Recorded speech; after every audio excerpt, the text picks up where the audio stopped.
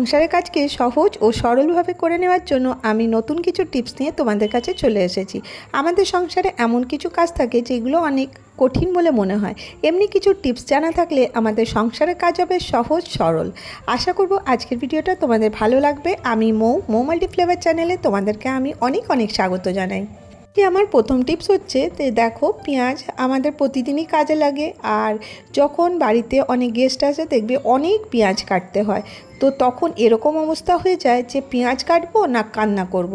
তো তখন তোমরা এই টিপসটা খুব ইজিলি ফলো করতে পারো। তো দেখো, আমি এখানে পেঁয়াজ নিয়ে আমি এটা ফ্রিজে রেখে দিচ্ছি। এতে কি হবে, কিছুই না, এটা 10 থেকে 15 মিনিট রাখার পরে আমি এটাকে ব্যবহার করব। তো দেখবে চোখ থেকে জল কিন্তু এক ফোঁটাও বেরোবে না।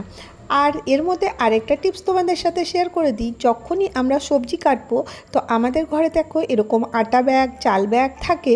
সেইগুলোকে আমরা যেখানে কাটবো, বটি বা কাটার যেখানেই কাটবো, তার নিচে একটা প্লাস্টিক দিয়ে দিলে কিন্তু আমাদের কাজটা অনেকটা সহজ হবে। এগুলো খুব সিম্পল টিপস, কিন্তু এগুলো আমাদের প্রতিদিন কাজে আসে।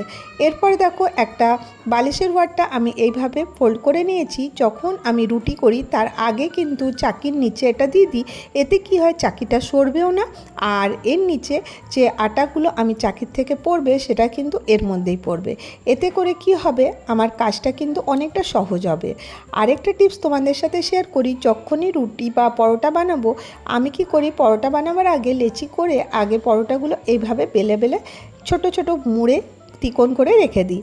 এরপরে আমার যটা পরোটা দরকার সেগুলো করে নেওয়ার পরে আমি গ্যাসটা অন করি। আর এতে কি হবে, গ্যাসের কিন্তু অনেকটা সেভিং হবে।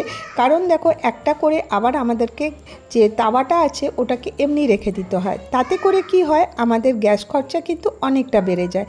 এরকমই দেখো, এইরকম ছোট্ট ছোট্ট টিপসগুলো যদি আমরা মেনে চলি, দেখবে আমাদের সংসারের কাজ অনেকটা সহজ হবে। আর আমাদের অনেকগুলো টাকা কিন্তু মাসের শেষে বেঁচে যাবে। এইগুলো অনেকেই জানো, আবার যারা নতুন গৃহিণী তাদের জন্য কিন্তু এই ছোট্ট ছোট্ট টিপসগুলো অনেকগুলো হেল্প করবে। তো দেখো, এইভাবে আমি পুছে নিলাম, তো কতটা কাজ সহজ হয়ে গেল। এরপরে নেক্সট টিপস, এই যে আটা মাখাটা এক্সট্রা হয়ে গেছিলো, আমি এটা একটা ছোট্ট কন্টেনারে ভরে এটাকে আমি ফ্রিজে রেখে দেবো। তার আগে একটু তেল মাখিয়ে দেবো। এতে কি করে কি হবে, যে আটাটা শক্ত হয়ে যায় বা কালো হয়ে যায়, ওটা কিন্তু একদমই হবে না, মনে হবে ফ্রেশ আটা দিয়ে আমরা রুটি করছি। তো দেখো, এই রকমের টিপস আমরা যদি আমাদের লাইফে ইউজ করি, আমাদের লাইফ কিন্তু অনেকটা সহজ হয়ে যাবে। নেক্সট টিপসে চলে আসি। আমি এখানে একটা নিউজ পেপার নিয়ে নিচ্ছি, এর মধ্যে একটু জলছিটা দিয়ে দিচ্ছি। তোমরা ভাববে নিউজ পেপারে জলছিটা দিয়ে কী হবে, এরকম করে জলছিটা দিয়ে আমি নিউজ পেপারটা ফোল্ড করে দিলাম। তো দেখো, এইভাবে মুড়ে নেব।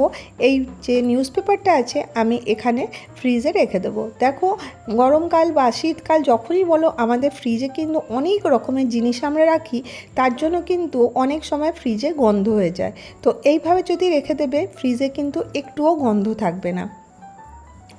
এরপরে নেক্সট টিপসে চলে আসবো। দেখো, এটা আমার একটা পুরনো কুর্তি, এটা একদমই খারাপ হয়ে গেছে। দেখো, মানে আমরা কি করি, কিচেন টাওয়েল আমরা মার্কেট থেকে কিনে আনি। আর আমাদের দেখবে কিচেনে অনেক ছোট ছোট কাপড়ের টুকরোর দরকার হয়। তো তখন কি হয়, আমরা কিচেন টাওয়েল ইউজ করি। আর যখন দেখবে কখনো তেল পড়ে গেছে বা কোনো ছোট জিনিস পরিষ্কার করার আছে, তখন তোমরা এই টিপসটা ফলো করতে পারো। তো দেখো, আমি কি করছি, এই যে আমার কুর্তিটা আছে এটাকে আমি ছোট ছোট টুকরো করে কেটে নিচ্ছি। তো এই রকমের কাপড়, কুর্তির কাপড় বা স্যুটের কাপড় আমাদের প্রত্যেকেরই থাকে। তো এইভাবে কেটে একটা বাস্কেটে আমি এইভাবে রেখে দেবো। তো এতে কি হবে, যখনই আমার কখনো তেল পড়ে গেছে বা কিছু পরিষ্কার করার আছে, সঙ্গে সঙ্গে একটা টুকরো বার করব আর তারপরে ওটা পুছে নেব। তো দেখো কতটাই সহজ, দেখতেও ভালো লাগবে, কাজেরও হবে। নেক্সট, তো দেখো, আমরা যখন মার্কেট থেকে সুজি নিয়ে আসি, কিছুদিন পরেই দেখবে সুজি স্টোর করার পরে সুজিটা কিন্তু পোকা লেগে যায়। এটা আমাদের প্রত্যেকের সাথেই হয়, আমার সাথে তো বেশি করে হয়, কারণ আমার বাড়িতে মেম্বার কম। সেই জন্য আমি যখনই সুজি আনি তখনই এইভাবে একটু গরম করে নিই। দেখো, গরম করে নেওয়ার পরে ঠান্ডা করে আমি কন্টেনারে ঢেলে রাখবো। এতে কি হবে, সুজিতে কিন্তু পোকা লাগবে না। তোমরা অনেক দিন পর্যন্ত এই সুজি কিন্তু ইউজ করতে পারবে। নেক্সট টিপসে চলে আসি। এই যে চিনেবাদাম আমরা কি করি, যখন মানে ফ্রাই করে রাখি, ফ্রাই মানে রোস্টেড চিনাবাদামের আমাদের অনেক দরকার হয়, অনেক রকম রেসিপিতে আমরা ইউজ করি। তো আমি কি করি, এটাকে অনেকটা এনে আমি এটাকে ফ্রাই করে নিই। এইভাবে দেখো আমি ফ্রাই করে নিচ্ছি, কিন্তু এর খোসা ছাড়ানো কিন্তু খুব মুশকিল হয়ে যায়, এটা তোমরাও মানবে। আর সবথেকে বড় কথা, খোসা ছাড়ালে এদিক ওদিক ছিলকা কিন্তু উড়ে যায়। তো এই জন্য আমি দেখো একটা কাপড়ে পোটলা করে নিলাম, এরপরে এইভাবে হাত দিয়ে চাপ দেব। তো দেখো এইভাবে চাপ দেব, তো তাহলে পরে কী হবে, দেখো বাদামগুলির ছিলকাগুলো একেবারে পরিষ্কার হয়ে গেল। এরপরে আমি এর মধ্যে একটা ছালনি নিয়ে এরকম করে চেলে নেব। এই চালনি দিয়ে কি হবে, এই যে খোসাগুলো আছে ওইগুলো ইজিলি কিন্তু বেরিয়ে যাবে। এরপরে আমি এটা কন্টেনারে ভরে রেখে দেবো। তো দেখো জায়গাটাও নোংরা হলো না, আর কি সুন্দর বাদামগুলো একেবারে সুন্দর হয়ে পরিষ্কার হয়ে গেল।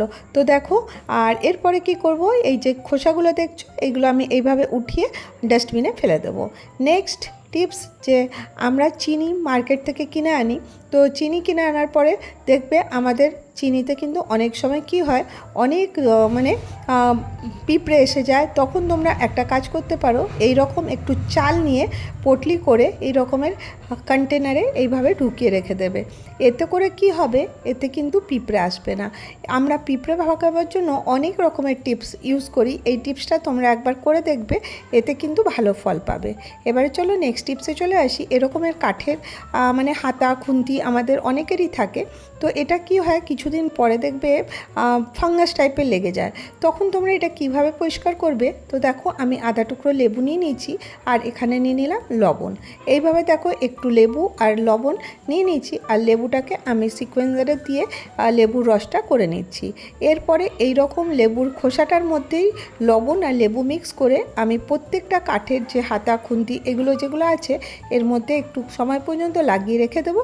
তারপরে জল দিয়ে ভালো করে ধুয়ে নেব, দিয়ে পুছে নিয়ে একটু তেল নিয়ে হাতে করে এমনি করে লাগিয়ে দেবো। তো দেখো একদম চকচকে হয়ে গেল, মনে হবে নতুন। এবারে চলো নেক্সট টিপসে চলে আসি। দেখো দুধ ফ্রিজে রাখার পরে কি হয়, এখানে মালাইগুলো এখানটা এসে জমা হয়ে যায়। তোমরা দেখে থাকবে প্লাস্টিকের মধ্যে মালাই জমা হয়ে যায়। তোমরা এই টিপসটা ফলো করতে পারো। একটা তাওয়া নেবে, রুটি হওয়ার পরে দেখবে তাওয়ার মধ্যে একটা কাপড় দিয়ে দেবে, তারপরে এটা একটু সেঁকে নেবে। তাতে কি হবে, যে মালাইগুলো প্লাস্টিকের মধ্যে লেগেছিল সেই মালাইগুলো কিন্তু মেল্ট হয়ে যাবে আর দুধের সাথে মিক্স হয়ে যাবে। তো দেখো কত সুন্দর। এরপরে যখন আমি দুধটাকে বয়েল করব, তো আর কিন্তু পলিথিন এর মধ্যে মালাইটা লেগে থাকবে না। তো দুধেরও ওয়েস্ট হলো না, মালাইয়েরও ওয়েস্ট হলো না, আর কত ইজিলি দুধটা বেরিয়ে গেল। তো এই আশা করব এই টিপসটা তোমাদের ভালো লেগে থাকবে। চলো নেক্সট টিপসে চলে আসি। যখন আমরা লঙ্কা কাটি দেখবে হাতের মধ্যে জ্বলন হয়। এই লঙ্কা কাটা তো আমাদের রেগুলার লেগেই থাকে, কিন্তু কখনো কখনো আমরা সাবধানতা অবলম্বন করে কাটি, কিন্তু কখনো কখনো কী হয়, ফটফট করে লঙ্কা কেটে ফেলি, তারপরে দেখা যায় কি হাত একদম জ্বলতে থাকে। তো তখন আমরা এই টিপসটা ফলো করতে পারি। বাড়িতে যখন ঠান্ডা দুধ থাকবে, সেই ঠান্ডা দুধটা আমি একটুখানি নিয়ে নেব। তো দেখো আমি এখানে একটুখানি ঠান্ডা দুধ নিয়ে নিয়েছি, আর যে এর মধ্যে হালকা একটু চিনি দিয়ে দেবো, দিয়ে হাতটায় এইভাবে ডুবিয়ে দেবো। এরকম 2 থেকে 3 মিনিট রাখার পরেই দেখবে হাতের জ্বলন কিন্তু একেবারে কম হয়ে যাবে। তো দেখো কত সোজা টিপস, কিন্তু এটা কিন্তু খুব কাজে লাগে। কখনো কখনো দেখবে বাচ্চাদের হাতেও কিন্তু এরকমের প্রবলেম হয়, লঙ্কা ছুঁয়ে নেয়, তারপরে কিন্তু এরকম জ্বলন আসে। তো এই টিপসটা আশা করবো তোমাদের কাজে লাগবে। নেক্সট রসুন ছাড়ানো একটা বড় কথা, এটা হয়তো সকলেই জানো। হালকা গরম জল করে আমি রসুনটা দিয়ে দিলাম, তারপরে এই খোসাটা ছাড়িয়ে নিলাম। আজকে দেখো আমি তোমাদের সাথে অনেকগুলো টিপস শেয়ার করলাম, আশা করি ভালো লেগে থাকবে। আবার দেখা হবে নেক্সট ভিডিওতে।